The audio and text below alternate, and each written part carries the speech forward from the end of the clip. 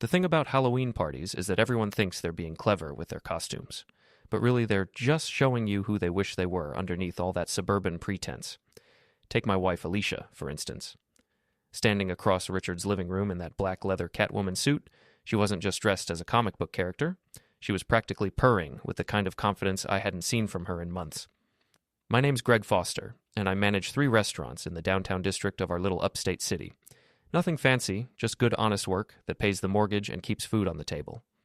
At 38, I'm not the college boxer I used to be, but I still hit the gym twice a week and can hold my own when the situation calls for it. Tonight, though, I felt like I was watching my own life from the sidelines.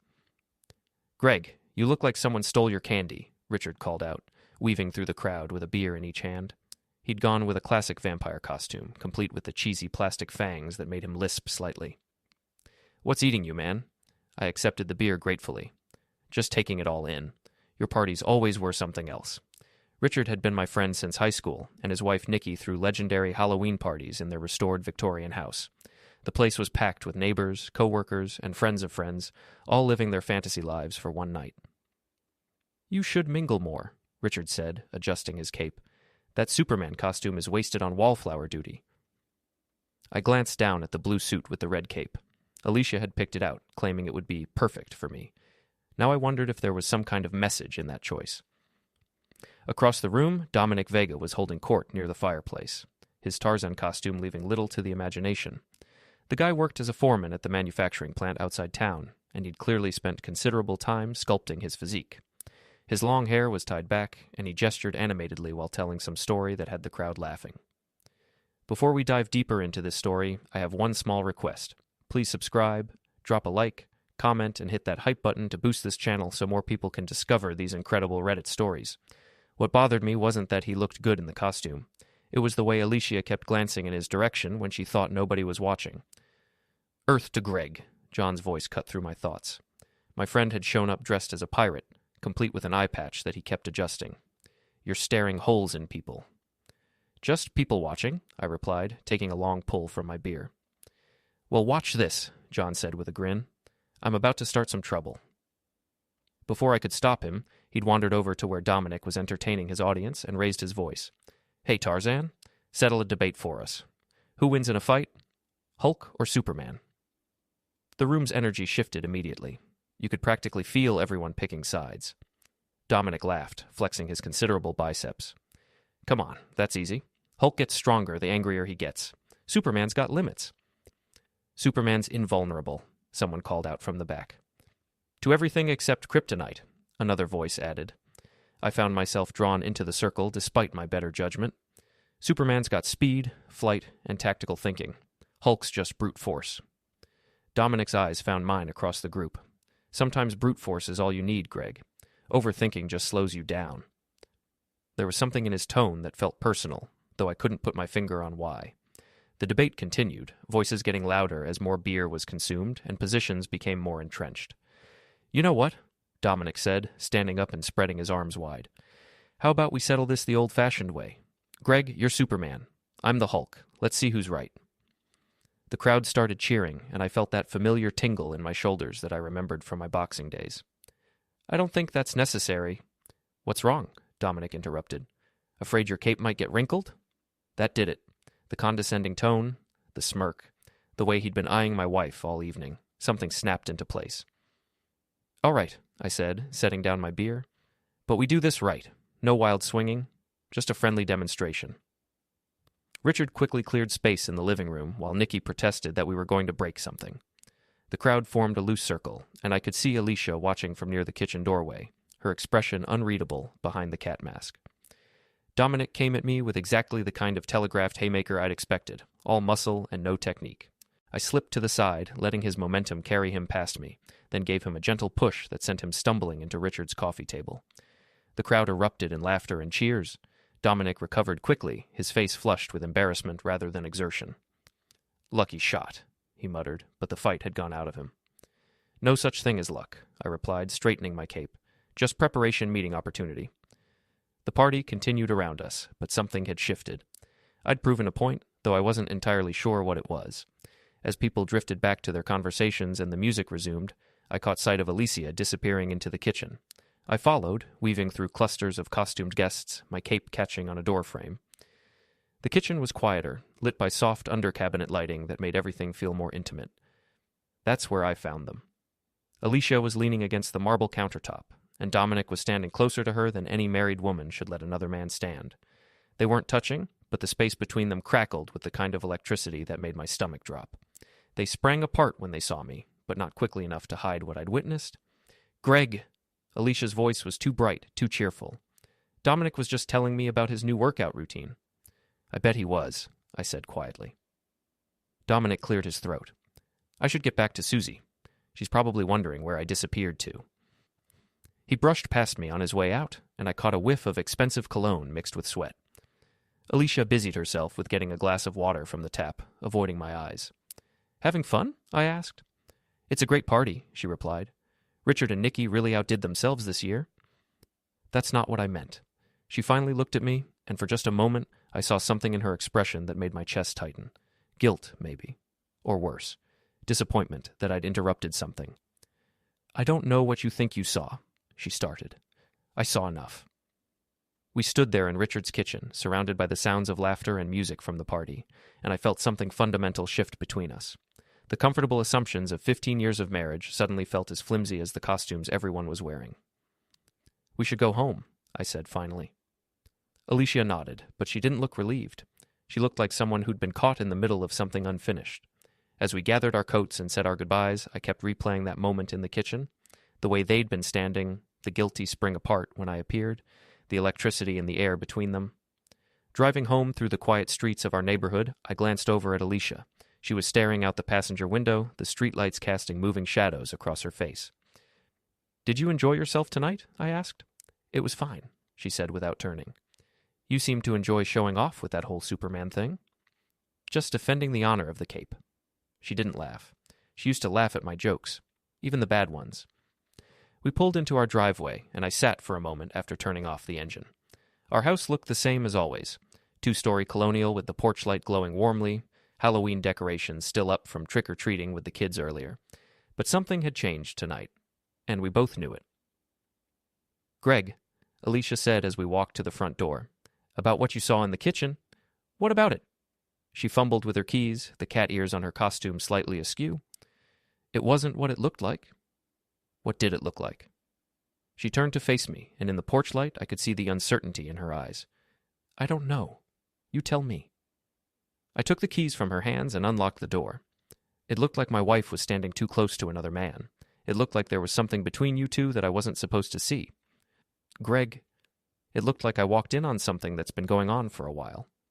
She didn't deny it. That told me everything I needed to know. Inside, we went through the motions of ending an evening. Hung up our costumes, checked on the kids, brushed our teeth side by side at the bathroom sink like we had thousands of times before. But the normalcy felt forced, like we were both acting out roles we'd memorized. Later, lying in bed in the dark, I listened to Alicia's breathing and knew she wasn't asleep either. The space between us felt wider than the few inches it actually was. "Alicia," I said quietly. "Yeah?" "Is there something you want to tell me?" A long pause. Then, "Not tonight, Greg. I'm tired." But I was wide awake, staring at the ceiling and thinking about the way she'd looked at Dominic Vega, the way he'd looked back, the way they'd both looked when they realized I was watching. Tomorrow, I decided, I was going to start paying closer attention to the things I'd been too comfortable to notice. 3 days after the Halloween party, Alicia dropped the bomb over morning coffee. "I've been thinking about our anniversary trip," she said, not looking up from her phone. "Maybe we should postpone it." I paused with my mug halfway to my lips. We'd been planning this weekend getaway for months, a return to the bed and breakfast where we'd spent our honeymoon 15 years ago. The reservations were made, the kids were set to stay with my parents. Postpone it? Why? She finally looked at me, and I saw that same uncertain expression from Halloween night. "I just think we need some time to figure things out. Between us, I mean." "What's to figure out?" "Greg, come on. You know things haven't been great lately. We barely talk anymore. We're like roommates. Maybe some space would be good." I set down my coffee mug with more force than necessary. "Space. Right. And this has nothing to do with Halloween night?" "What's that supposed to mean?" "You know exactly what it means." Alicia stood up, smoothing down her yoga pants. She'd been dressing more carefully lately, I realized. New clothes, more attention to her hair and makeup, even for just running errands around town. "I'm going to the gym," she said. "We can talk about this later when you're being more reasonable." After she left, I sat in our kitchen and tried to make sense of what was happening. 15 years of marriage, 2 kids, a house, a life built together, and suddenly she needed space? I thought about calling into work, but Tuesday was inventory day at the downtown location, and my assistant manager was still learning the ropes. Better to stay busy than sit around brooding. The day dragged by in a haze of supplier invoices and staff scheduling. Every time my phone buzzed, I expected it to be Alicia with some explanation or apology. Instead, it was the usual stream of work-related texts and a reminder from my dentist about an upcoming cleaning. I got home around 6 to find Alicia in the kitchen making dinner, acting like our morning conversation had never happened. The kids were at the table doing homework, and everything looked perfectly normal. "How was your day?" she asked, the picture of domestic tranquility. "Fine. Yours?" "Good. I ran into Susie at the gym. She mentioned that Dominic's been working extra shifts at the plant." I felt my jaw tighten at the casual mention of his name. "Fascinating." "Greg, don't be like that." "Like what?" "You know what." Oh, after dinner, I helped the kids with their homework while Alicia cleaned up. Normal family evening, normal routine, but I couldn't shake the feeling that I was missing something important. Later, after the kids were in bed, I found myself in my home office, ostensibly catching up on paperwork. But my mind kept wandering to that moment in Richard's kitchen, the way Alicia and Dominic had sprung apart, the guilt in her eyes. On impulse, I pulled up our home security app on my computer. We'd installed the system 2 years ago after a string of break-ins in the neighborhood. Cameras at the front and back doors, motion sensors, the works. Alicia had complained about the expense, but I'd insisted it was necessary for peace of mind. Now I was grateful for my paranoia. I scrolled back through the footage from the past few weeks, looking for anything unusual. At first, everything seemed normal. Alicia leaving for the gym, coming home with groceries, the usual parade of delivery trucks and neighborhood kids. Then I found it. October 15th, 2 weeks before Halloween. The timestamp showed 1:47 p.m. when I would have been at work and the kids at school. The front door camera showed Alicia's car pulling into the driveway, followed 30 seconds later by a red pickup truck I didn't recognize. The driver who got out made my stomach drop. Dominic Vega, looking around nervously before following Alicia to the front door. I fast-forwarded through the footage. He stayed for 2 hours. My hands were shaking as I scrolled through more dates. October 18th, there he was again. October 22nd, October 26th, just 3 days before the Halloween party where I'd caught them in the kitchen. But that wasn't the worst part. The worst part was the October 29th footage, from just yesterday. Not only did Dominic's truck appear in my driveway, but it was followed by another vehicle I recognized with sick certainty. My cousin Ryan's blue sedan.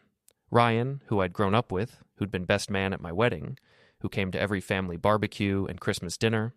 Ryan, who worked in event planning and had been helping us scout venues for our anniversary celebration. I watched in numb disbelief as all 3 of them, Alicia, Dominic, and Ryan, disappeared into my house together. The timestamp showed they stayed for over 3 hours. With trembling fingers, I scrolled through more recent footage. There were text message notifications on my phone that I'd been ignoring, so I checked those too. Most were work-related, but buried among them was a group message thread that made my chest tighten. Alicia had accidentally included me in a text to Susie that was clearly meant to be private. "Can't wait for Saturday. Finally going to make it official. Just hope Greg doesn't get suspicious about the venue change." Venue change? What venue change? I scrolled up through the message history and found more fragments of conversation that painted a picture I didn't want to see. Ryan found the perfect place. Very private. Very romantic. Dom is so excited he can barely contain himself. "This is really happening." My phone buzzed with a new message, and I saw Alicia's name on the screen. For a moment, I thought she was texting me. Then I realized she'd made the same mistake again, including me in a message meant for someone else. "Tomorrow at 2 p.m. Don't be late. This is our big day." I stared at the screen until the words blurred. Tomorrow was Thursday. I'd be at work. The kids would be at school. Whatever they were planning, they expected to have the house to themselves. But they were wrong. I spent the rest of the night going through security footage and text messages, piecing together a timeline that made me feel physically sick. The affair had been going on for at least a month, maybe longer, and somehow, impossibly, my own cousin was involved. By morning, I had a plan. I called in sick to work. the first time I'd done that in over 2 years. Then I drove across town to the office of Lisa Chow, a lawyer I'd met through the restaurant business. She specialized in family law, and I had a feeling I was going to need her expertise. "Greg," she said, looking surprised when her secretary showed me in. "This is unexpected. What can I do for you?" I set my phone on her desk and showed her the security footage. "I need to know what my options are." Lisa watched the video with professional detachment, taking notes on a legal pad. When I showed her the text messages, her expression hardened. "This is pretty clear evidence of adultery," she said finally. "In New York, that can be grounds for divorce, though it's not always financially advantageous. What outcome are you looking for?" "I want them to face consequences. All of them." "I understand you're angry, but not just angry. I want justice. I want everyone to know what they did. I want it to cost them something." Lisa leaned back in her chair.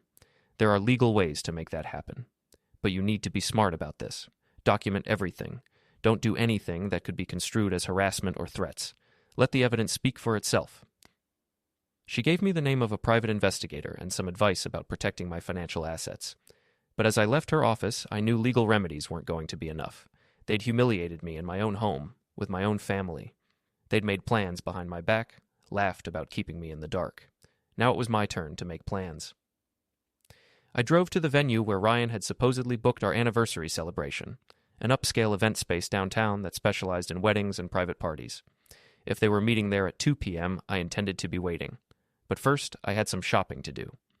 I arrived at Riverside Manor at 1:45 p.m., 15 minutes before their scheduled meeting. The venue was exactly the kind of place Alicia had always dreamed of: elegant stone facade, manicured gardens, the works. It probably cost more per hour than I made in a week. The irony wasn't lost on me. I'd spent the morning preparing for this confrontation. The portable projector in my bag was borrowed from work, along with a laptop loaded with every piece of evidence I'd gathered. Lisa had been right about documenting everything, but she'd underestimated my commitment to making this public. The venue manager, a thin woman named Patricia, greeted me in the lobby with professional enthusiasm.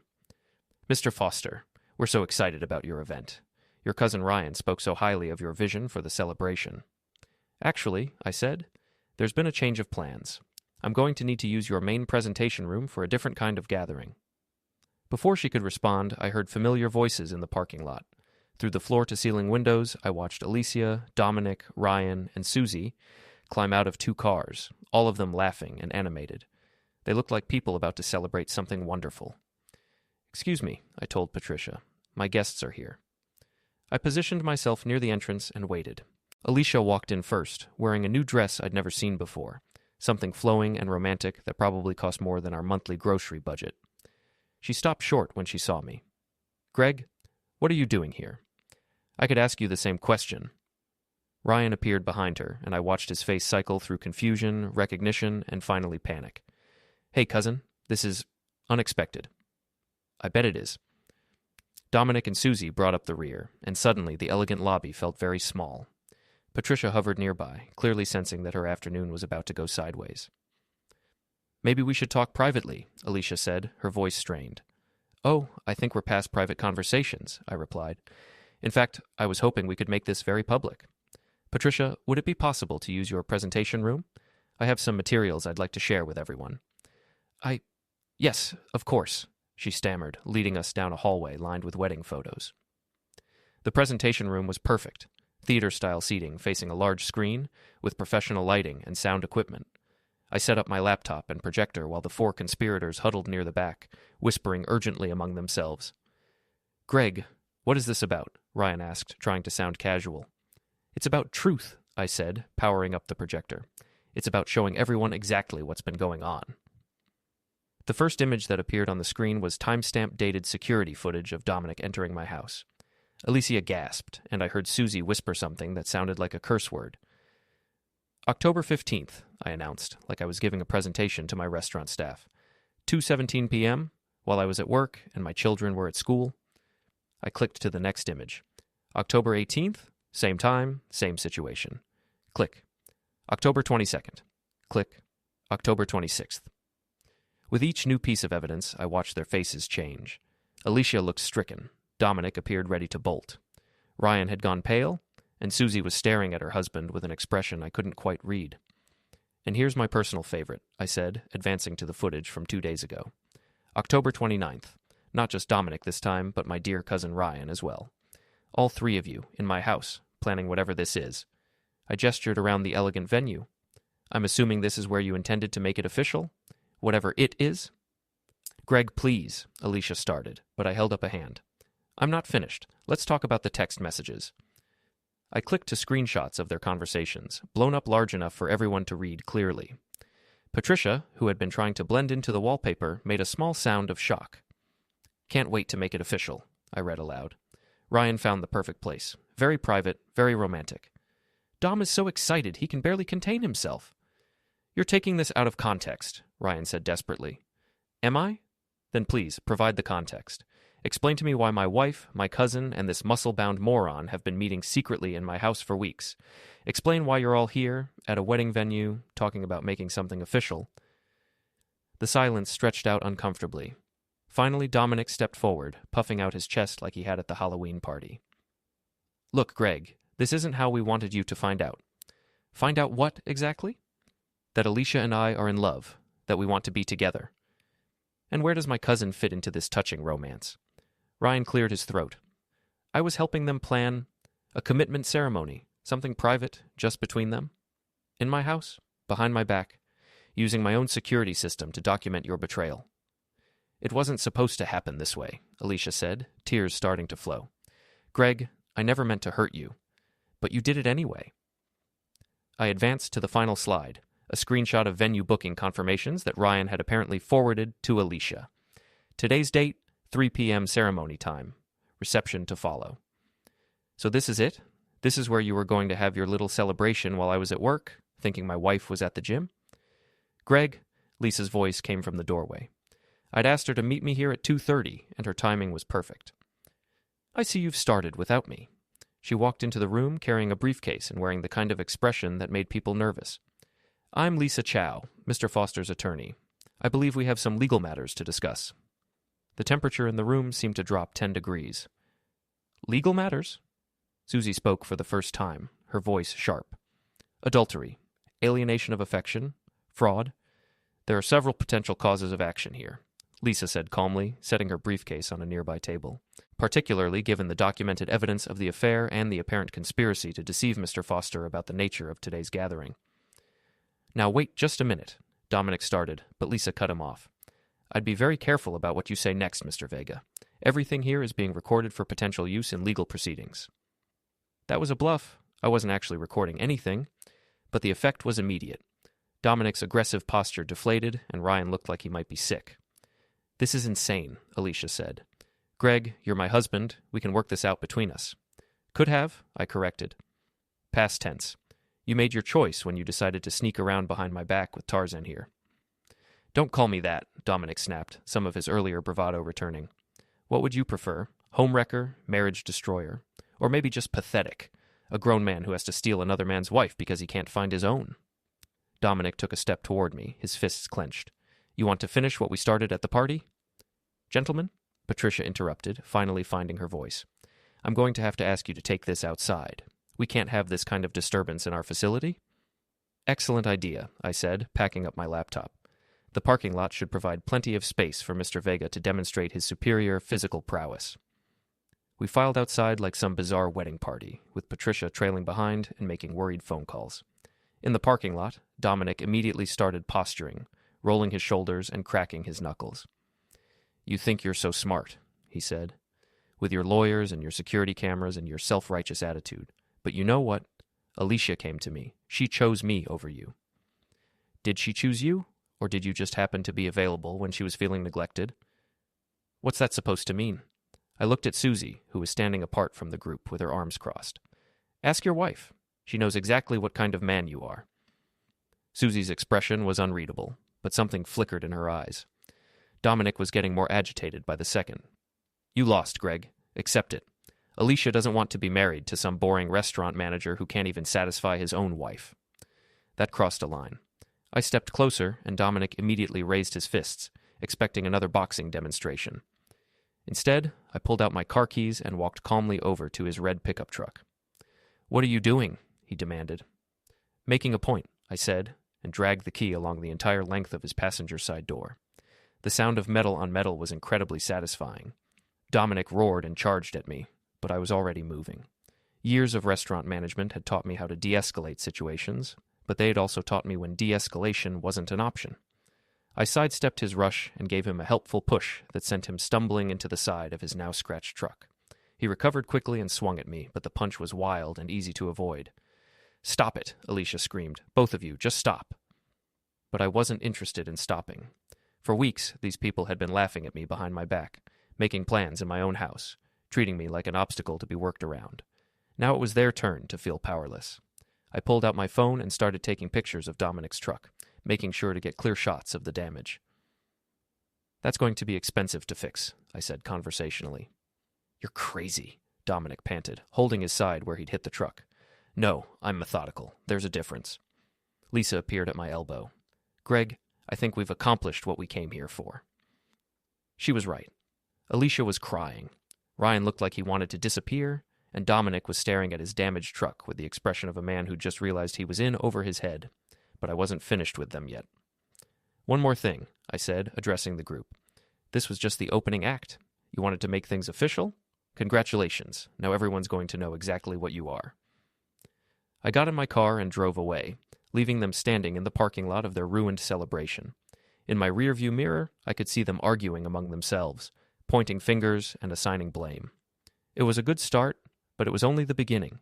They'd broken the wrong man, and now they were going to learn what that meant. By Thursday evening, I'd crossed a line I couldn't uncross. The confrontation at Riverside Manor had felt good in the moment, but now I was committed to a path that scared me as much as it energized me. I spent that night planning my next moves with the methodical precision I usually reserved for restaurant inventory. If they wanted to play games behind my back, I was going to change the rules entirely. Friday morning, I called in sick again and drove to a print shop across town. The teenage clerk behind the counter didn't bat an eye when I ordered 500 copies of a flyer I'd designed the night before. The photo was from the Halloween party, Dominic in his Tarzan costume, flexing for the camera. I'd added text in bold letters, "Homewrecker, ask about his jungle fever," followed by his name and workplace. "Nice costume," the clerk commented, loading paper into the industrial printer. "Halloween party," I said. "Guy loves being the center of attention." The flyers were ready in 20 minutes. I paid cash and drove directly to Riverside Manufacturing, the plant where Dominic worked as a foreman. The place employed about 200 people, mostly blue-collar families who took marriage and loyalty seriously. I parked across the street and waited for the shift change at 3 p.m. When the workers started streaming out of the main gate, I began distributing flyers with the enthusiasm of a political candidate. "Free information about one of your supervisors," I announced, handing out copies to anyone who would take them. "Thought you should know what kind of man you're working for." The reaction was immediate and better than I'd hoped. Workers stopped to read the flyers, then showed them to their colleagues. Within minutes, there was a crowd gathered around the gate, everyone talking at once. "Isn't this the guy who's always bragging about his workout routine?" "Yeah, that's Dominic from the 3rd floor. Thinks he's God's gift to women." "My wife mentioned seeing him around town with some married lady." What a piece of garbage. I slipped away before anyone could identify me as the source, but I could hear the angry voices following me down the street.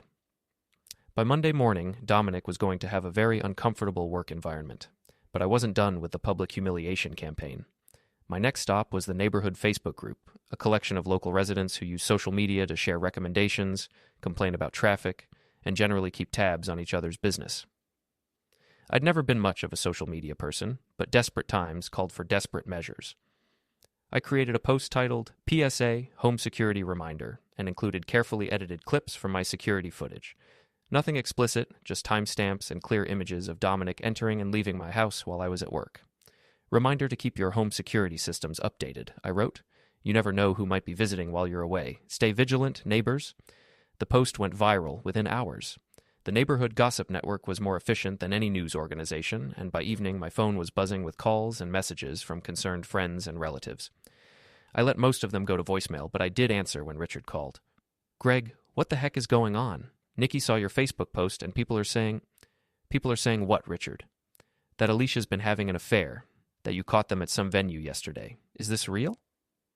I looked around my empty house. Alicia had taken the kids to her mother's place after our confrontation, claiming she needed space to think. The silence was deafening. It's real, I said. Jesus. Greg, I'm sorry. I had no idea. Nobody did. That was the point. What are you going to do? I'm going to make sure everyone knows exactly who they're dealing with. Saturday morning brought the weekend farmers market downtown, where half the city turned out to buy organic vegetables and artisanal coffee. I arrived early and set up a table near the entrance with a simple sign, Free Community Information.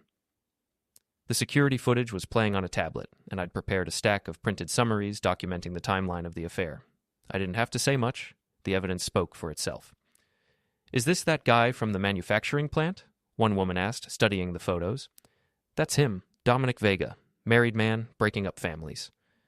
And this is really your house? Your wife? 15 years of marriage, 2 kids. He didn't care about any of that. Word spread quickly through the market.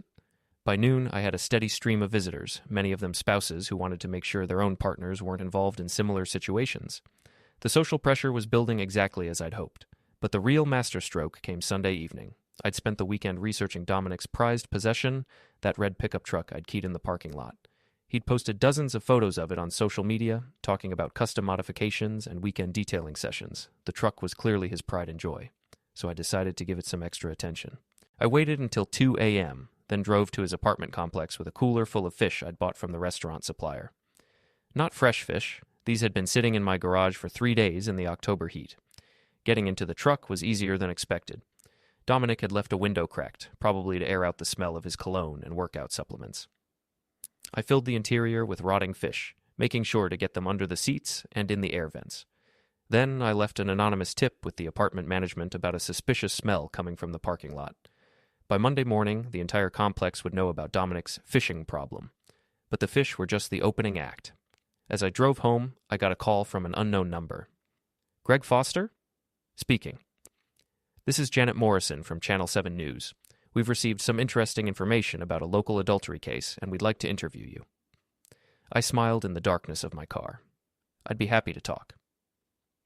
The interview was scheduled for Tuesday afternoon, which gave me time to prepare my talking points. I wasn't going to be vindictive or emotional, just a wronged husband telling his story with facts and evidence. By the time I was finished, everyone in the city would know exactly what Dominic Vega, Ryan Foster, and Alicia Foster had done. They'd wanted to make their relationship official. Well, now it was going to be very official indeed. But as I pulled into my empty driveway, I felt a strange mixture of satisfaction and hollowness. The revenge was working. I could see it in the social media comments, hear it in the phone messages from friends and family. Yet something was missing. The victory felt incomplete. Then my phone buzzed with a text from an unknown number. You think you're winning, but you have no idea what's really going on. Some secrets are bigger than others. A friend. I stared at the message until the screen went dark. What secrets? What was I missing? The answer, I realized, was probably going to be more complicated than I'd expected, but that was a problem for tomorrow.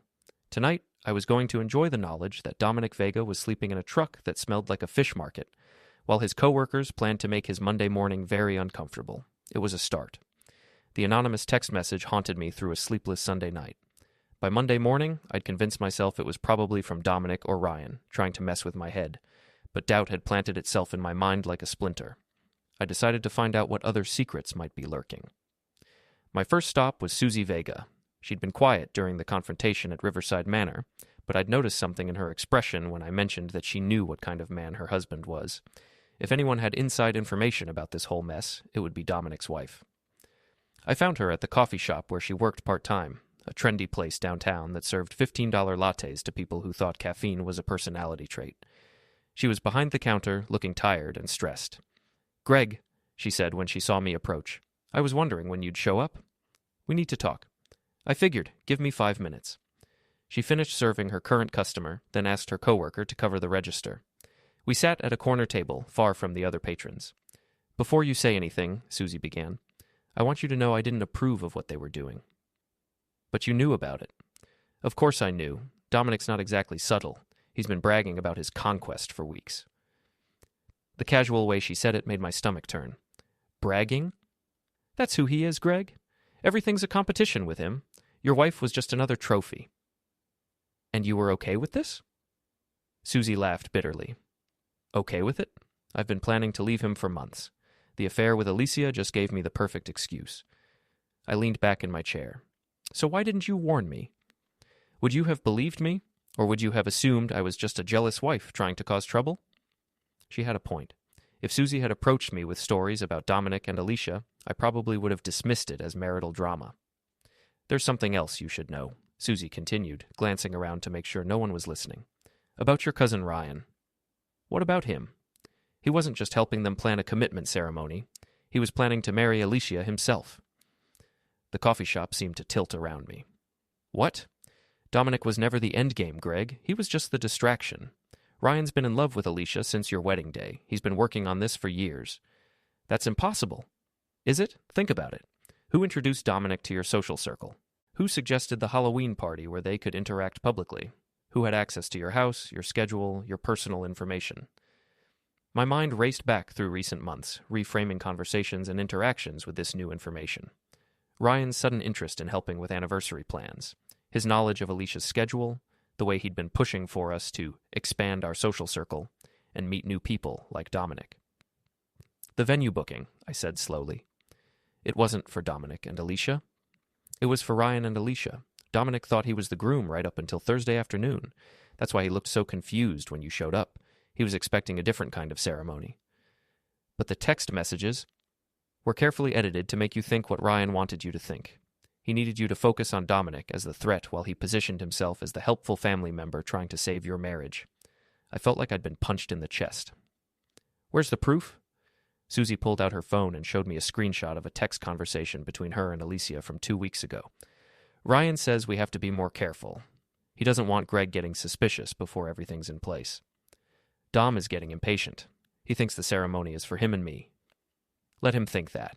Ryan will explain everything after the divorce is finalized. I can't believe we're really doing this. Ryan's been planning this for 15 years. He deserves his chance. I stared at the screen until the words blurred.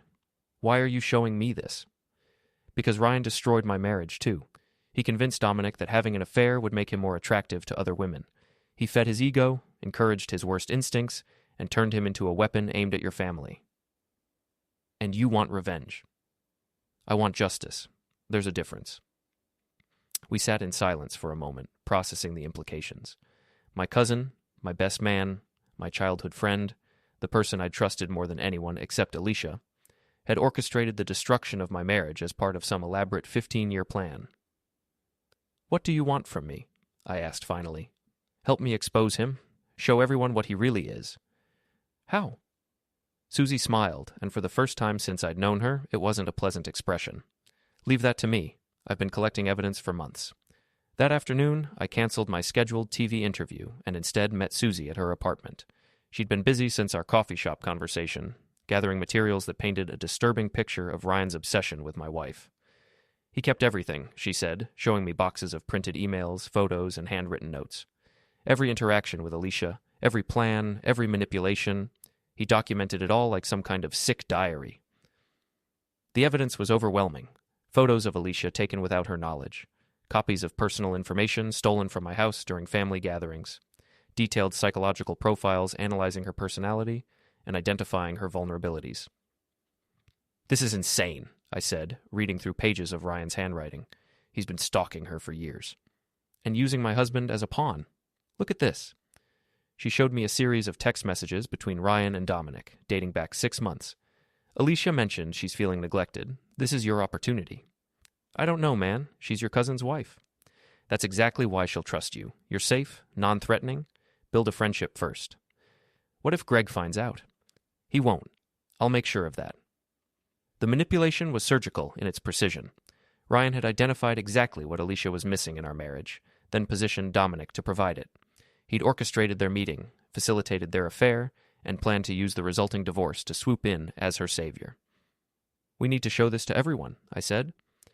Already working on it, Susie replied. I've been in touch with that reporter from Channel 7. She's very interested in a story about psychological manipulation and long-term stalking. What about Alicia? Does she know? She's about to find out. That evening, Susie and I drove to her mother's house, where Alicia had been staying with the kids. I waited in the car while Susie went to the door. Through the living room window, I could see their conversation. Alicia's face went through a series of expressions: confusion, disbelief, horror, and finally rage.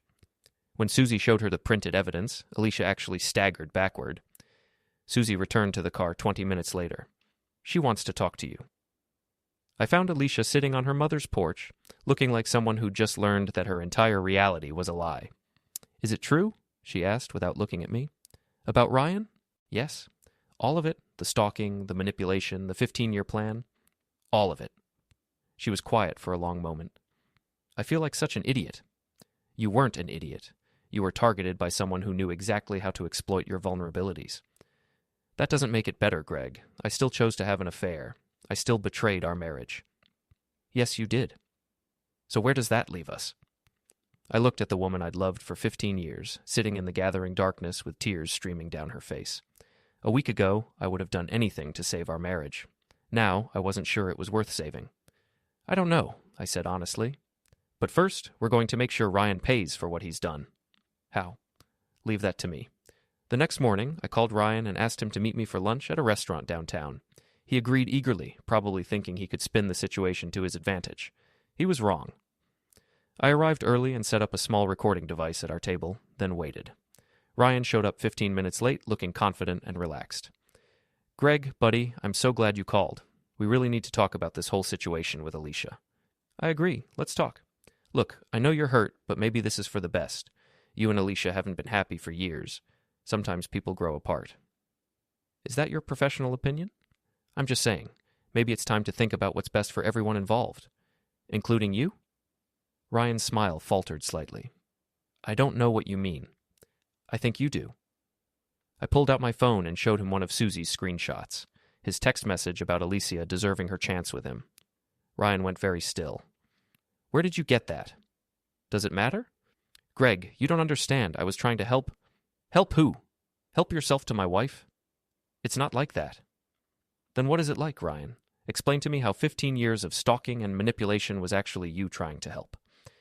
Ryan looked around the restaurant, probably calculating his chances of leaving without causing a scene. But I'd chosen this place specifically.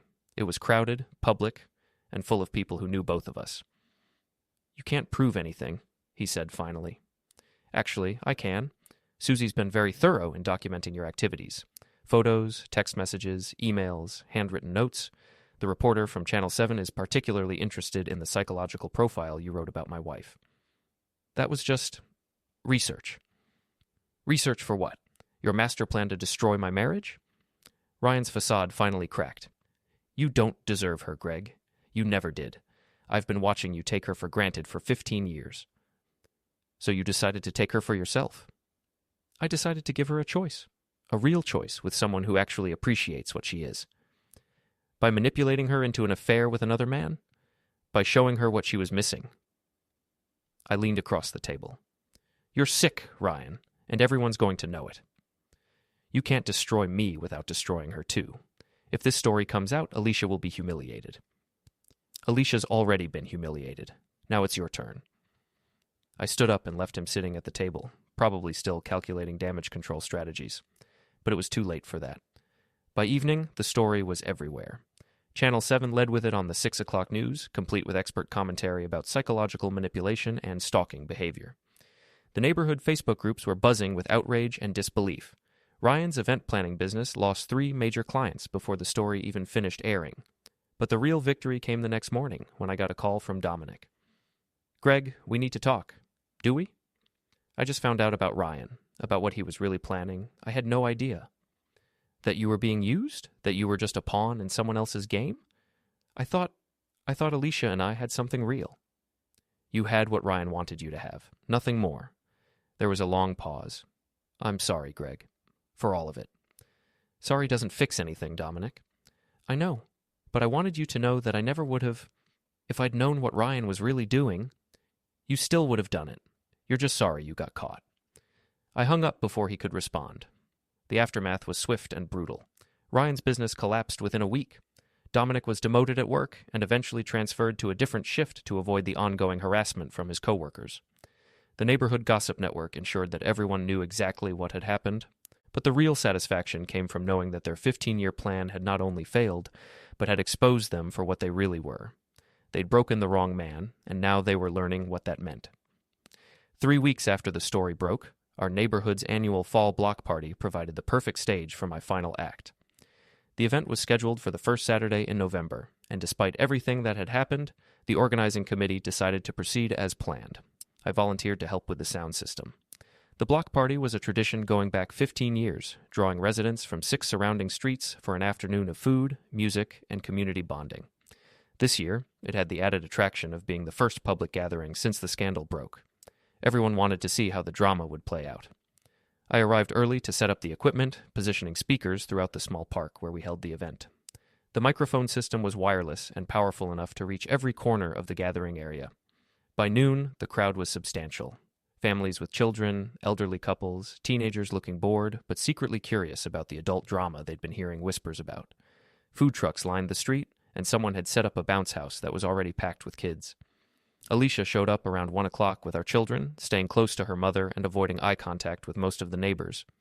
She looked tired and thin, like someone who hadn't been sleeping well. Dominic arrived alone, probably because Susie had already moved out of their apartment. He kept to the edges of the crowd, clearly uncomfortable with the stares and whispered comments that followed him. But Ryan was the real surprise. I'd expected him to skip the event entirely, given how thoroughly his reputation had been destroyed. Instead, he showed up wearing a defiant expression and expensive sunglasses, acting like he was the victim of some elaborate misunderstanding. That was a mistake. I waited until the crowd was at its largest, around 3 o'clock, when the scheduled activities were winding down and people were starting to relax. Then I approached the makeshift stage where the DJ had been playing background music. "Excuse me," I said, tapping him on the shoulder. "Mind if I borrow the microphone for a minute? Community announcement." He shrugged and handed it over. These events always had a few speeches from local officials and community leaders.